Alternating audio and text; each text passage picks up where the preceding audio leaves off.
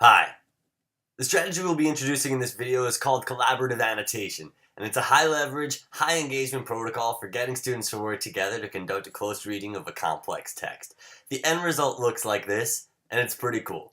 So let's talk about how to get here. First, choose the text that you want students to read closely. Students are going to be digging deeply in this text, so be sure to select something that has multiple layers of meaning and ample room for interpretation and analysis. Poetry and meaning-rich primary sources work great here. Once you've selected the text, pare it down if necessary to a maximum 2 pages double-spaced. For shorter text, increase the font size so that the text takes up 1 to 2 printed pages. Be sure to leave space in between the lines. Now tape or glue the text to a piece of large chart paper so that you have something like this.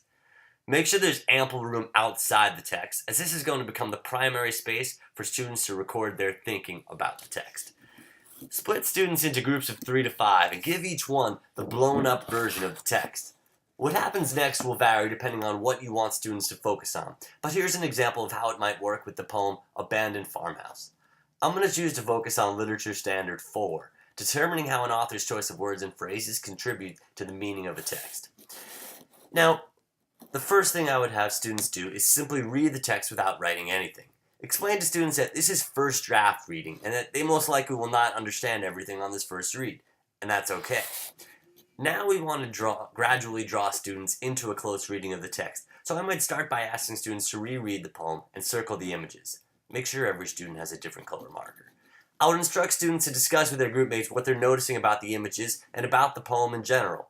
What patterns do you see? What are some similarities and differences among the images? What's the poet trying to say?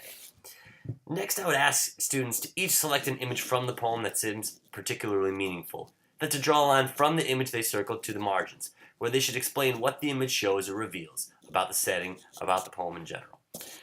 Giving students choices of where and how to enter the text and what to analyze based on their own interest and curiosity is crucial for getting and keeping them engaged. Next, I would ask students to read each other's responses, then choose one, right below it whether they agree or disagree and why.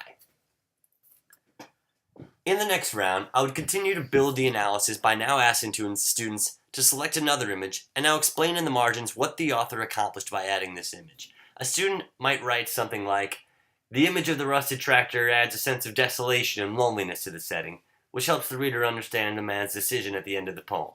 Again, I might give students the opportunity to read and evaluate one another's annotations and respond. Finally, I might bring this session to a close by asking each student to synthesize the group's thinking into an individual response to the question that each student would compose in the margins. How does the author's choice of imagery contribute to the reader's understanding of the poem's meaning? The example I presented is really a tiny sliver of what you might do with this activity. Here are a few examples broken down by standard. For standard 1, citing text evidence to support an inference and analysis, you might ask students to read closely for areas of the text in which a character's words or actions reveal something about that character. For standard 2, theme and central idea, you might ask students to locate and explain central ideas presented in different sections of a text.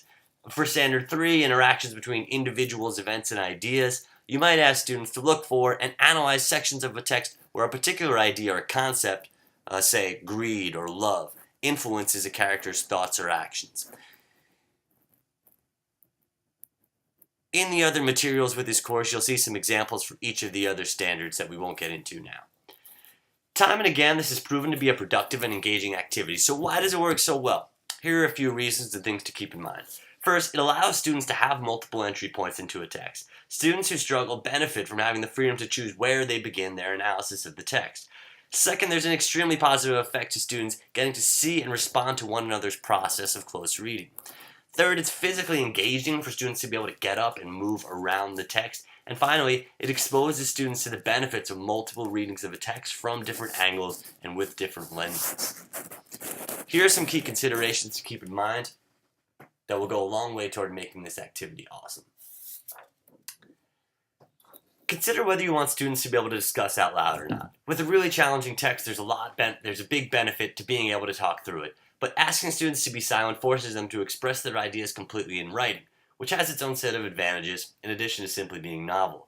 Always model first the thought process that you're asking students to undertake. Show them exactly how you, as an expert reader, would think through the task. Give students examples of what high-quality work looks like, Explain what makes it good. Create a rubric to make your expectations clear and to hold students accountable. You may choose to require students to initial next to their annotations so that you can see at the end of the session who has contributed what. Think about what scaffolds you'll use for struggling readers. Being able to discuss and see other group members' thinking will help, but more support may be needed. Finally, consider differentiating what you ask different students within the group to do, either to make the task more accessible or provide more of a challenge. Good luck out there. See you on the boards.